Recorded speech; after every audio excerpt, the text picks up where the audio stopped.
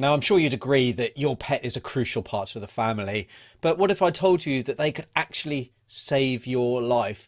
Well, today I am talking to the wonderful Carol Novello, who founded an organisation called Mutual Rescue and who has a story that is very much worth sharing. Now, you're going to love your pet. You've got a house full of animals and you've probably got as many as you can possibly cope with. But really, the aim of today's video is to bring awareness to the wider population.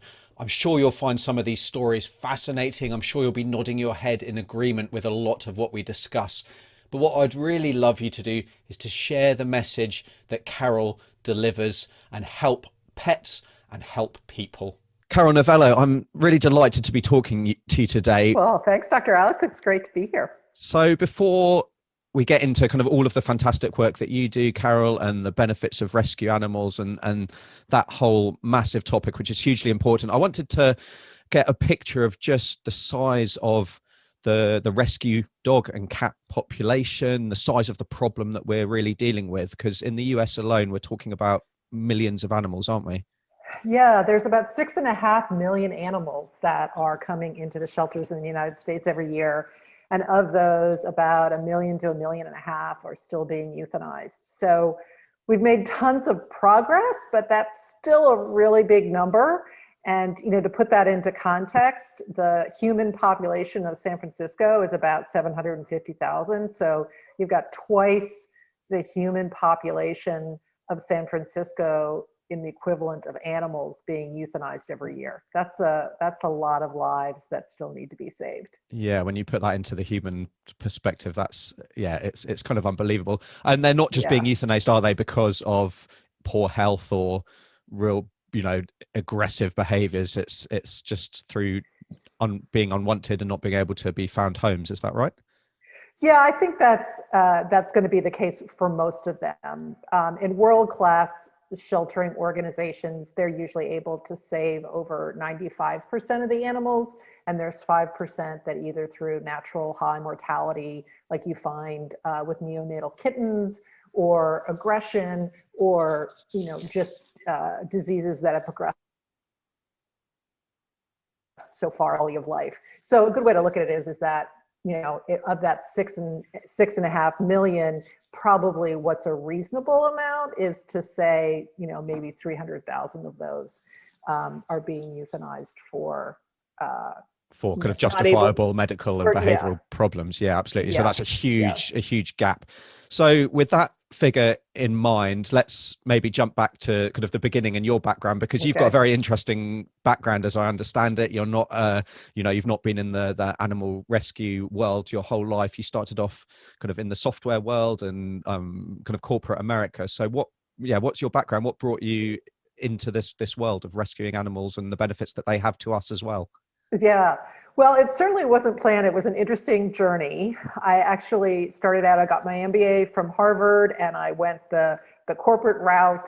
I was a senior executive at Intuit for many years, which is a really awesome company, and I loved my time there. And as I said, it wasn't planned that I was going to go into nonprofit work, but through serendipity, I had the opportunity to join the board at Humane Society of Silicon Valley. And I've always loved animals. They've been a huge part of my life.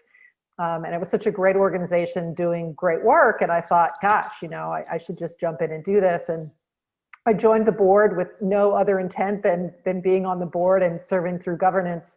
When 6 months in, I was asked if I wanted to step in and become president and run the organization. And at that point, I was in my early 40s, actually my mid 40s, I was about 45. And I thought about it and I was like, I thought maybe I was going to, stay in the for-profit world for at least another 10 or 15 years and then, quote, give back. Yeah. And I said, you know what, this is such a great organization. It's such a great opportunity. They don't come along like this, all the time. And so I just dived in with both feet. And so I served as president of Humane Society of Silicon Valley for almost a decade. And during that time is when Mutual Rescue emerged from my experience there. Fantastic. And so yeah, that brings us to your organization, Mutual Rescue. So what is exactly that your organization does, and what kind of caused you to recognize the need for that? Yeah. So, Mutual Rescue is a national initiative that's designed to change the conversation from people or animals to people and animals. And it really came about because when I was at Humane Society of Silicon Valley, people would ask me, why are you helping animals when you could be helping people? And I thought that was such a curious question because I knew just how much animals have helped me in my own life, and also how much they were helping all the people I saw adopting animals. And so through that, decided I really wanted to do something that people could understand at a really visceral level, that they'd get it in their body.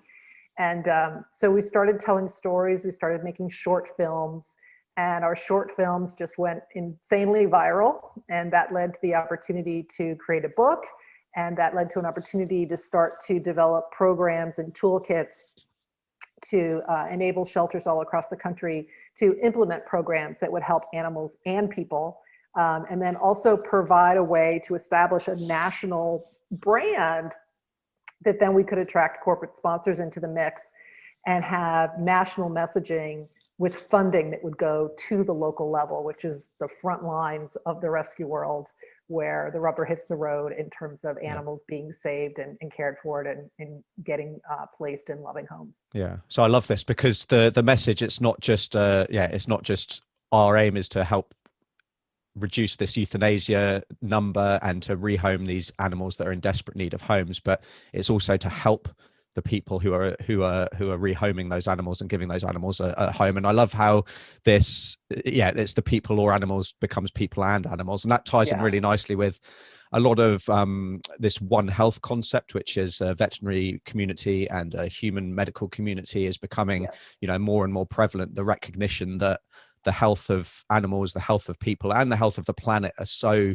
closely yeah, intertwined, and what's good for one is good for the other. So that's kind of something that really hit home when I heard about you and your organization.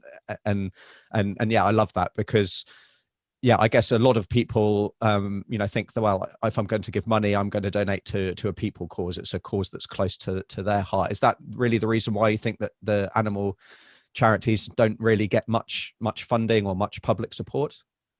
well, I do think there's a perception that animal welfare is a second class cause.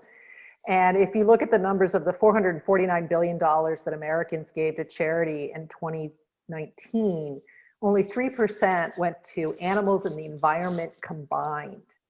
And so there's just this, I think, underlying, sense of, ooh, gosh, when I'm giving to animals, I'm taking away from people. And I actually, I had donors at Humane Society of Silicon Valley that would say to me, oh, I feel guilty when I write a check for animals because there's so many people in need. Or I feel guilty that I'm volunteering for an animal cause as though somehow it wasn't as worthy. And one of the things that I really wanted to communicate is when you are supporting an animal cause, you are not taking away from people. It's actually part of the solution in terms of healing humanity's woes. And so many people have had ahas with that. I've had a lot of people in the rescue community also come up to me and go, thank you for giving me an answer to how to respond to people when they ask me that question of why are you helping animals when there's so many people in need. Yeah, absolutely. And it's such, I mean, you can completely understand why people think that, and they want to get the Sure. most kind of bang for their donation buck, if you like. But yeah, I mean, that's it. Yeah, it gives people the language to use, which is fantastic, and not a way that, personally I'd ever thought about it either. Although clearly in, my consulting room, I see the benefit that animals bring to my clients' Yeah. lives every day. But putting that Yeah. into easily understandable language is actually very, very challenging. So I love that. With regards then to the benefit that it does bring to people, it's all very well kind of having, one or two stories, and I know you've got loads, and stories are a hugely important way to drive home that message. But there's a lot of scientific evidence, isn't there, that shows that animals have a positive benefit on people's physical and mental health. Yes, absolutely. And so, as I said, we started out with Mutual Rescue as something where we were just telling stories. And when I had the opportunity to write the book, I realized that what I really wanted to do was bring in the science behind it. I wanted to bring in the head piece to go with the heart piece and validate that. And there's more and more research that's being done that points to so many different aspects of a human being and how an animal can influence that for the good. So the book itself is broken down into 4 sections. It's broken down into heart, body, mind, and connection. And it talks about various aspects of humans and some of their challenges. So in heart, we talk about trust and security and flourishing after trauma, things that really kind of affect your emotional life. And in body, we talk about your physiology and weight loss and your cardiovascular health. In mind, we talk about depression and grief.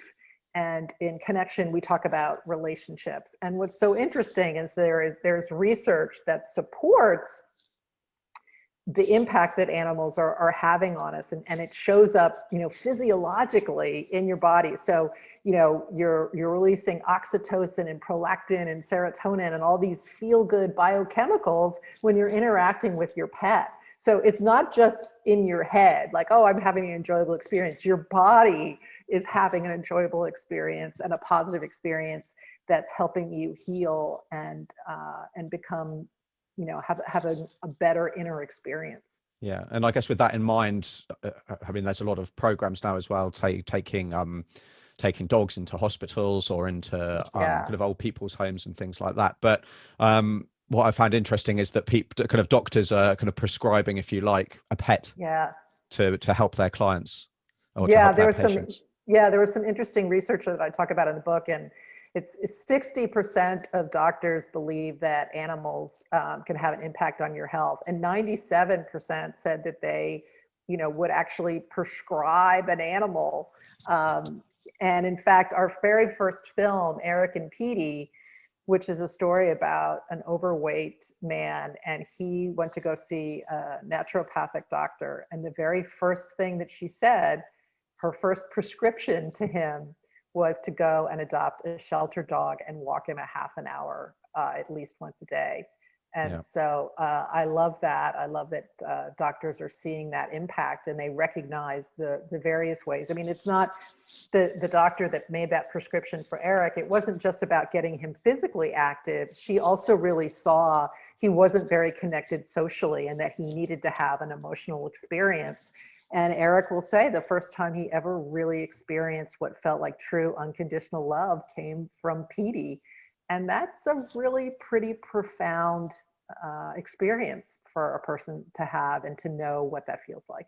Yeah, absolutely. And the impact on his life is, well, transformative, I would imagine, Yeah. but also then the impact that he's able to have on his community and passing that benefit on to a lot of other people. So that's one story. I mean, I know you've got lots. Have you got some other kind of stories to show how different people in very different situations with different problems have been helped out by their rescue animal? And is it just really dogs that you concentrate on, or are cats a part of that as well?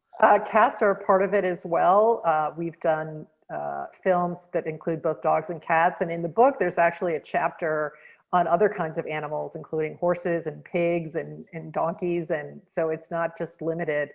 It's amazing. There's kind of a whole interspecies experience that one can have. But I think one of, well, all of the films that we've made are favorites of mine for a variety of reasons. But I think one of the more unusual ones that we've made recently was Bhuvana, Abhishek, and Lollipop. And that is the story of a young Indian couple, and their marriage was really unraveling. And they ended up adopting a cat, and they credit that cat with really transforming their marriage and their relationship. And that's really pretty amazing. And, they've got through their really rough patch and came to appreciate one another in a new way. Bhuvanath saw how Abhishek was caring for Lollipop, and it helped her really soften and realize how much he cared for her by caring for this cat that they both had. And they've since gone on to have a baby, and they've gotten through it on the other side. But Lollipop is what helped them really create a family. Yeah. Wow. And yeah, Yeah. it's pretty So amazing. what is it about, Yeah, what is it about rescue specifically that maybe provides this benefit to us that maybe if you're just going to a breeder and getting a puppy or kitten doesn't? Well, I think it's the fact that you're truly saving a life. And not only that, but you're giving an animal a second chance. And one of the things that I think about rescue work that I find so rewarding is that we've all been through tough times in our lives.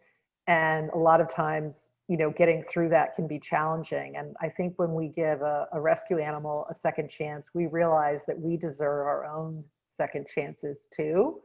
And so there's something very unique from that aspect. And I also personally think that somehow rescue animals know they're getting a second chance. I don't have any scientific evidence to prove that. And that's something I'm pretty big about in the book. But I do feel like they know, and there's some appreciation for having a home Yeah. and experiencing love when after they've been abandoned that I think is quite unique and very special. Yeah, I mean, I think they're smarter than we think sometimes, aren't they? A Yeah, I lot of the think so time, they too. are. Yeah. Yeah, they're good at training us, and yeah, yeah, we don't give them Yeah, credit sometimes. exactly. Um, yeah, so from that point of view, I guess people, because the other thing that I come across, both in my online work and in my kind of clinic work, is that people are maybe anxious about getting rescue animals. They don't, they think that they're going to come with a whole host of different problems, different medical problems, different behavioral Hmm. problems, and it's going to be an awful lot of hard work. So maybe more from your kind of your previous work with the shelter system and the Humane Yeah. Society, what would your kind of comments be on that? Because that's, I mean, that can be a real concern, especially if you're maybe dealing with a rescue organization who's just happy to give any dog to any individual, and there's no screening problem. But I know people, because the last thing people want is to be trying to do a good thing, and maybe being in a difficult situation themselves and recognizing the benefit that an animal could have, but then being lumped with, if you like, a problem individual or Uh-huh. a whole host of veterinary bills Yeah. that are unaffordable. So Yeah. yeah, what would your kind of comments be, and maybe your message be to people who are thinking about a rescue dog but Yeah. have their reservations? Yeah. Well, so I think first of all, you have to think about animals like people in the context that they're each individuals. And so you want to be looking for the right match for you. And first of all, there are tons of kittens and puppies that are coming into shelters. So if you really want to start from scratch, you can do that. Yep. So that's the first thing. The second thing is that when you are starting from scratch with a puppy and a kitten, oftentimes, whether you're getting an animal from a breeder or from a shelter, you don't really know what their personality is going to be like when they're that young. And so one of the things that I personally enjoy about adopting older cats and older dogs is that their personalities are already formed. And I have to tell you, there are some amazing animals. They're not all quote broken. And in fact, so many of them are incredibly resilient, which I think, again, is another thing about them that is very, very inspiring. So are there animals in the sheltering system that need more medical care than you might want to take on? Yes. So that probably won't be a match for you. But I would also suggest that when you are getting a purebred dog from a breeder, there are a lot of issues with purebred dogs. A lot of animals, they have been so inbred, they're candidates for bad hips and cancer and all kinds of things. So I think it's a mistake to do a broad brushstroke and just say, oh, I'm going to get a dog from the breeder because I'm guaranteed not to have problems. That's not the case. Yeah, absolutely. And, what we see a lot in our shelter is, people have gotten animals from breeders and it ends up not being a fit, and then they surrender the animal to the shelter. So I would just always say, there's no reason not to check out rescue Yeah. animals that are in your community, and making sure that you're working with a reputable shelter and rescue group is really important.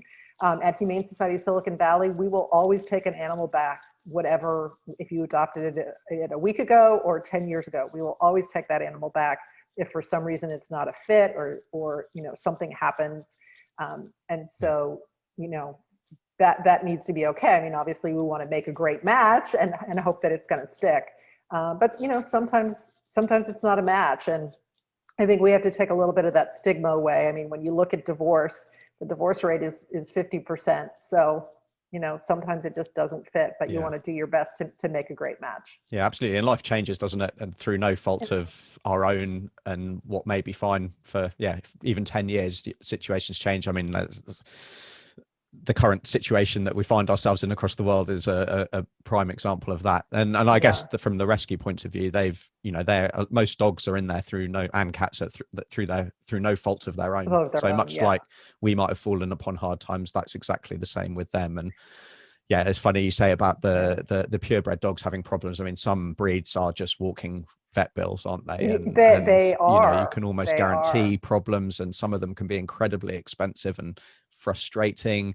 Some of those are hidden. I was speaking Yeah. to somebody else about the poodle mix explosion that's happening in the UK. I don't know if that's the same in the US, but they are massively overrepresented in behavioral problems, for example, which just makes Yeah. life very difficult. And you're absolutely right, you don't know what you're getting in a puppy or a kitten. Even a young dog, if they go through their adolescent phase at six, Yeah. 9 months, they can be very different at 18 months or two Yeah, years exactly. Well, I think a great example of that is Marley and Me. That's such a well-known book, right? And oh my gosh, the behavioral challenges with that dog were just, I was like that tops all, most shelter dogs I know. So I don't think there's any guarantee there around it. And again, there's just so many wonderful animals that are in the sheltering system that I just highly recommend that people at least consider it and check it out. And, if you end up feeling like you need to go the breeder route, I don't think it's helpful when we pass judgment on people Yeah. if they make that decision. But I always like to encourage people like, hey, you know what, if you really do care about animals and you decide to buy from a breeder, maybe make a donation to your Yeah. local shelter or rescue group. Just as a gesture of the fact that your heart cares for all animals. Yeah, absolutely. And even just having that consideration will make you more aware of the problem. And ultimately, you've got 6.5 million dogs and cats to choose from if you're in the US, Yeah, and it's the yeah, same across the world. I know in the UK and in here in New Zealand and Australia, there's a huge number of dogs and cats wanting a home. So as well as, yeah, like you say, kind of sorry, rescuing a dog from a shelter, or making a donation. What other ways can people help out? I imagine a lot of them are crying out for volunteers and for dog walkers and all that kind of thing as well. yeah. So volunteering, fostering is a really great way to have an animal in your life without, if you're not in a position to be able to make a longer term commitment. Um, we also have a program here in the United States. It's not in full swing right now because of COVID, Yeah. but Doggy Day Out is a wonderful program. We worked with shelters across the country to put together a toolkit to make it easier for shelters to establish Doggy Day Out programs. And essentially what it is the general public can come and take a dog out for the afternoon. So it's a great opportunity. You get the experience of being with an animal for the afternoon, going to the park or on a long walk or the beach, depending on where you are. And the dog gets some exercise and a break from the shelter. And shelters that have those programs have found that their adoption rates have increased significantly. One of the early um, organizations that established that was the Fredericksburg XPCA, and they saw a 20% increase in their dog adoptions because there were so many more people coming in, so many more animals getting exposure. So there's all different ways that you can get involved depending on how much time you have to dedicate to the cause. Yeah, I mean, that's fantastic. And that would be great for example, for young families who maybe don't have the space to have a dog, but to introduce their children to animals, and that's going to have a massive benefit in their life, even if it just means that they are more likely to get one when they're older, or they have more empathy towards their fellow man and other animals and things. So that's a massively, I can see how that would be so beneficial. And then I guess from your organization, from Mutual Rescue, how can people help spread this message that it's not people or animals, it's people Yes. and animals? Well, if you go to mutualrescue.org, you can check out all of our short films and viewing those and sharing them with your friends and family so more people can really understand and experience The impact is great. There's the Mutual Rescue book, which is available through online retailers in the United States. And we're also have a newsletter you can sign up for on our website. And we've got an exciting new program we're going to be launching in the fall related to supporting pet pantries across the country. And so that's something that people can get involved with in the future. And also check us out on social media, especially on our Facebook page. That's where you'll find all the latest and greatest information there. Cool. So pet pantries, that sounds like a really interesting, Yeah, the interesting Pet thing. Pantry is a program that shelters offer to help families and pets stay together so they don't end up being surrendered into the shelter in the first place. And it's especially important right now with the pandemic. People are losing their homes, they're losing their jobs, and they're in a situation where they have to make a decision: do their children eat, or do their dogs eat, or their cats eat? And we just don't ever think that should be the case. So that's a bigger and bigger deal. And I think that as animal welfare moves forward, the integration of human and animal services is going to be really important. We had one case in particular that I remember from Humane Society of Silicon Valley, where a really lovely family came in, and their dog had a huge tumor on its paw, really super painful for the dog. And they came in thinking they were going to have to surrender the animal because they couldn't afford the surgery. The mom was going through cancer. They couldn't pay the medical bills for the mom. They had an 8-year-old girl. She was sobbing at the thought of losing this animal. And what we saw was a family that loved their animal, that loved one another, and they just were on hard times. So we actually, specifically had a donor that had set up a fund to help out in scenarios like that. So we did that surgery for the dog. We were able to remove the tumor, rehab him, and then reunite him with his family. And I'll tell you what a joyous, joyous moment that was. So, we need to think about pets as an extension of families. And, having that dog remain with that family during a time of crisis was far more healing for them than if that dog had to be surrendered and rehomed. Yeah, absolutely. I mean, there's no bigger way that you could demonstrate that it's people and animals with that. And I think that, people are, falling on such hard times at the moment, but having to then give up their family member, Oh, because that's what our yeah, families are. I mean, it's yes, absolutely heartbreaking. On top of, losing your job, losing your home, you have to give away your family member. I mean, if you think of yeah, it in those terms, it's just, yeah. It's it's heartbreaking. absolutely heartbreaking, isn't it? And I know Yeah, there's other charities. So one that I'm aware of in the UK is something called Street Vet. So even they go out and provide free veterinary care to yeah, fabulous. the homeless pet population, and the benefit that those pets bring to those homeless people is just unquantifiable, really. Yeah, yeah, So, Carol, there's some amazing things that we all need to think about, some amazing stories to share. And I definitely encourage everyone to head over to the Mutual Rescue website, share those videos on your social feed as well to help get this message out, because it requires word of mouth as well as it does. trying to tap into viral algorithms and things like that, which we're all a slave to. But word of mouth is just so important. And even if you don't have room for a rescue dog in your home, we can all be advocates, can't we? Absolutely, absolutely. Thank you so much for joining us, Carol. It's been an absolute pleasure. Thanks, Dr. Alex. It was really fun to be here. So I hope you enjoyed that conversation. I loved getting to know Carol and hearing what she had to say. And I hope that you'll consider sharing that message far and wide. I'd love to hear your thoughts as well. And until next time, take care.